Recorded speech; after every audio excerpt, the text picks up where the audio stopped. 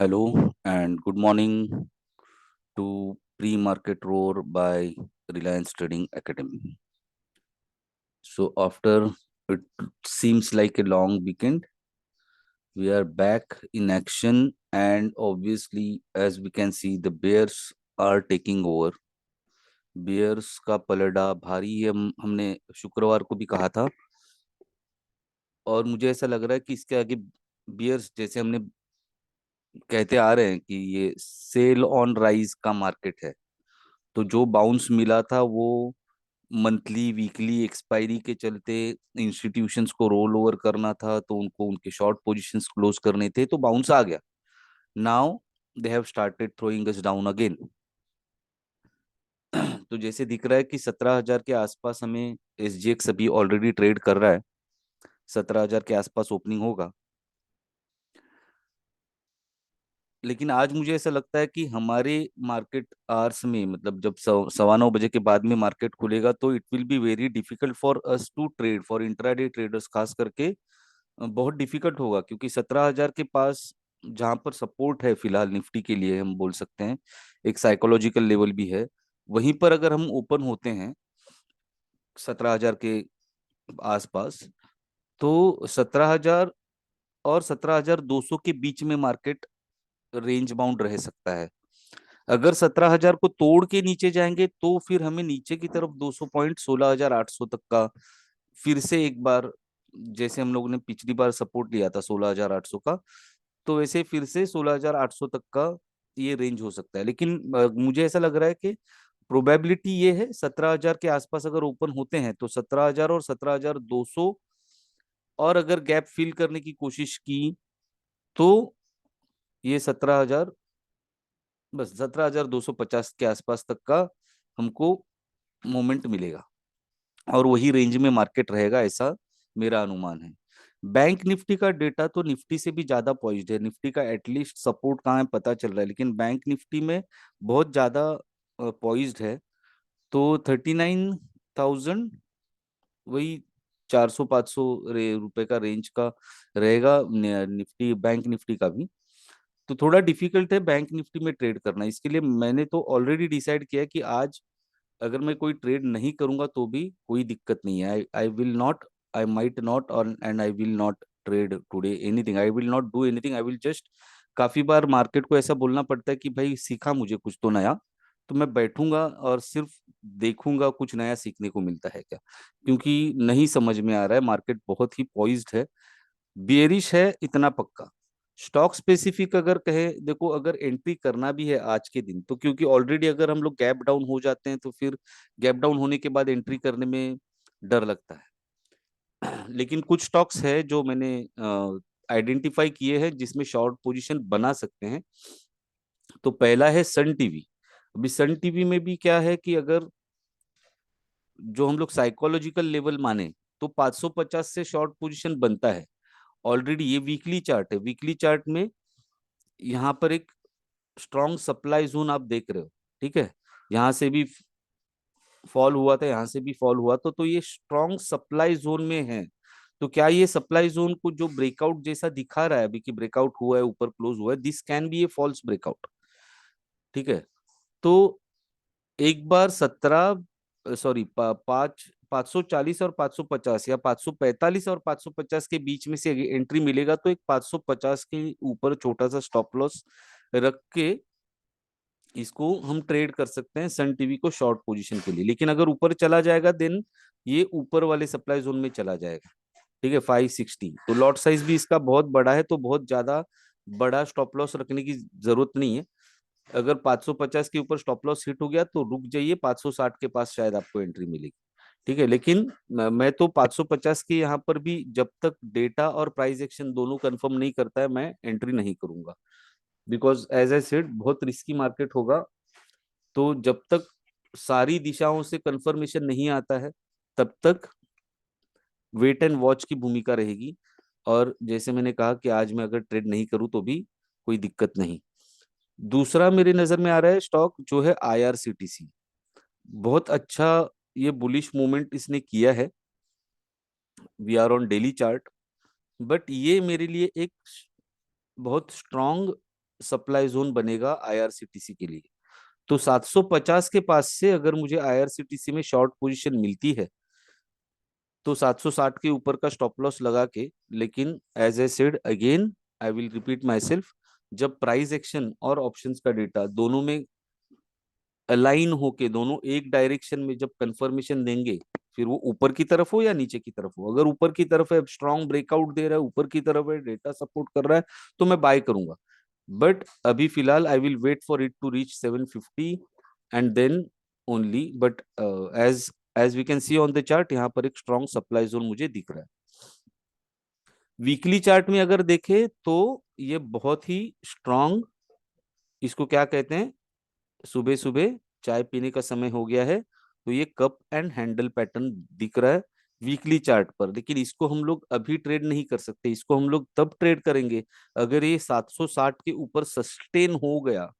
और 760 के ऊपर सस्टेन हो जाने के बाद भी जल्दबाजी करने की जरूरत नहीं है। अगर 760 के ऊपर सस्टेन करता भी है तो, जैसे मैं हमेशा बोलता हूँ कि प्राइस क्या बोलती है कि मी पुन्हा येईन, मैं वापस आऊंगा।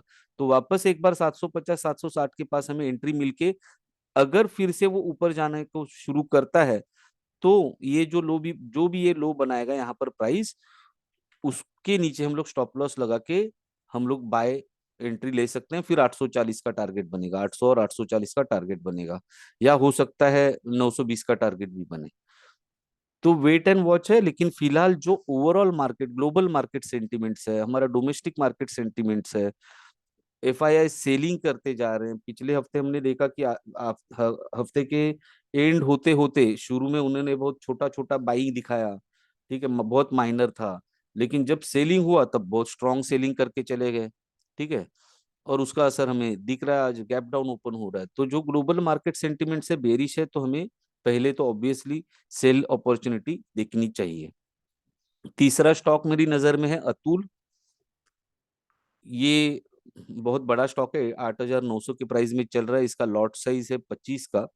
तो अगर 8,900, लेकिन फिर से वही मैं दोहराऊंगा कि अगर गैप डाउन ओपन होता है तो थोड़ा डिफिकल्ट हो जाएगा ट्रेड करने। लेकिन अगर 8,900 या 9,000, 9,000 से मुझे अगर एंट्री मिली तो मेरा पहला टारगेट इसका 8,750 का बनता है। 8,900 से भी अगर एंट्री मिली तो भी मेरे 3,500-4,000 रुपये यहाँ पर बन रहे हैं।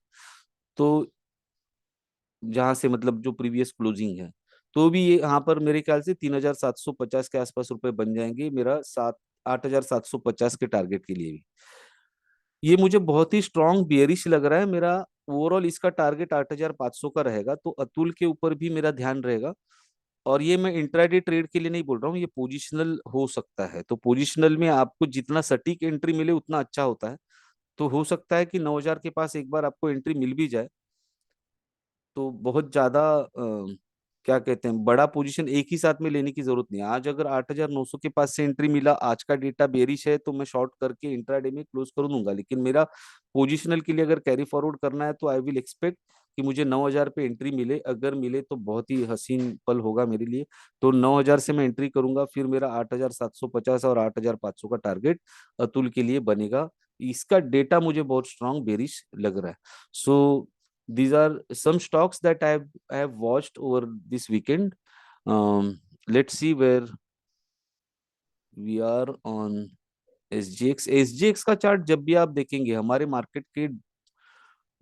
मार्केट ओपन होने के बाद में भी, तो एक चीज शायद किसी ने ध्यान नहीं दिया होगा, या अभी तक किसी ने देखा नहीं होगा।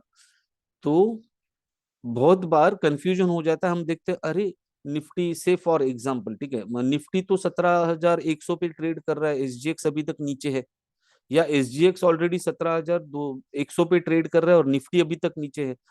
तो ऐसा हो जाता है कि काफी जो नोविस ट्रेडर्स है वो लोग क्या सोचते हैं कि अरे एसजीएक्स ऑलरेडी ऊपर है, तो फिर निफ्टी उसको कैच करने के लिए ऊपर चला जाएगा and they and up buying. लेकिन हमें ये समझना चाहिए कि जो एसजीएक्स का चार्ट हमें मिलता है ट्रेडिंग व्यू के ऊपर, वो 10 मिनट्स डिले है। तो एसजीएक्स का चार्ट 10 मिनट बाद में अपडेट होता है, या जो 10 मिनट पहले का है वो हमें अभी दिखा रहा है, ठीक है। तो अभी आप अगर आप टाइम भी देखोगे तो ये 10 मिनट पहले का टाइम है, देखो 7:15 का कैंडल है ये, और we are already at 7:25। Okay, तो ये आप समझ लीजिए। तो लाइव एक बार हमारा मार्केट ओपन होने के बाद में फिर एसजीएक्स का चार्ट आप बंद करेंगे तो भी चलेगा, आप निफ्टी का ही चार्ट फॉलो कीजिए, निफ्टी और बैंक निफ्टी का हमारा जो लोकल मार्केट का चार्ट है वो फॉलो कीजिए। दूसरी एक गलतफहमी लोगों की होती है, वो भी मैं दूर करना चाहता हूँ, खास करके जो ऑप्शंस में ट्रेड करते हैं, फिर वो स्टॉक ऑप्शंस में हो या इंडेक्स ऑप्शंस में हो। हमेशा याद रखना कि जब आप इंडेक्स ऑप्शंस में ट्रेड करते हो, निफ्टी या बैंक निफ्टी या स्टॉक ऑप्शंस में किसी भी स्टॉक के, तो जो ऑप्शंस का डेटा है, जो भी स्ट्राइक प्राइस आपको सिलेक्ट करना है, ठीक है, जिसे हम लोग बोलते हैं ना moneyness of the option. Okay, फिर in the money, at the money, out of money strike price, वो सारी चीजें आप कैश सेगमेंट के प्राइस के साथ में कंपेयर करके डिसाइड कीजिए, ना कि फ्यूचर के प्राइस में। ठीक है, निफ्टी फ्यूचर और निफ्टी स्पॉट दोनों में अंतर हो सकता है और होता ही है। Bank Nifty future, bank Nifty spot दोनों में अंतर होता है। तो आप स्ट्राइक प्राइस सिलेक्ट करते वक्त कौन सा स्ट्राइक प्राइस सिलेक्ट करेंगे? जो, मान लीजिए अगर आपने डिसाइड किया at the money strike price trade करना है, तो at the money strike price आप कहाँ से डिसाइड करोगे? निफ्टी फ्यूचर से या निफ्टी स्पॉट से? बैंक निफ्टी फ्यूचर से या बैंक निफ्टी स्पॉट से? या फिर किसी स्टॉक के फ्यूचर से या स्पॉट से? काफी बार आपको देखने को मिलता है कि स्टॉक फ्यूचर्स में खास करके स्टॉक फ्यूचर का प्राइस जो है वो स्पॉट प्राइस से काफी दूर रहता है। ठीक है, तो उस समय पे गलती होने की प्रोबेबिलिटी बहुत ज्यादा होती है। ठीक है, तो इसका सॉल्यूशन ये है, एकदम सिंपल। जो भी आप चार्ट देखेंगे वो आप कैश सेगमेंट का चार्ट देखो, निफ्टी का भी स्पॉट का चार्ट देखो, बैंक निफ्टी स्पॉट का चार्ट देखो, और स्पॉट प्राइस जो है उसके अनुसार आप ऑप्शन का स्ट्राइक प्राइस सिलेक्ट करो, ना कि फ्यूचर्स के अनुसार। ठीक है, तो ये थोड़ा सा एडिशनल ज्ञान आज के इस हफ्ते के शुरुआत में मेरी तरफ से। बाकी कल देखेंगे। आज शायद मैं ट्रेड नहीं करूंगा जैसे मैंने आपको बोला है, तो आप भी, मैं यही बोलूंगा कि थोड़ा सा सावधानी के साथ अपना रिस्क को कैलकुलेट करके ट्रेड कीजिए। Trade safe, have a nice week ahead, see you again tomorrow in pre market roar by Reliance trading academy. Thank you, bye bye.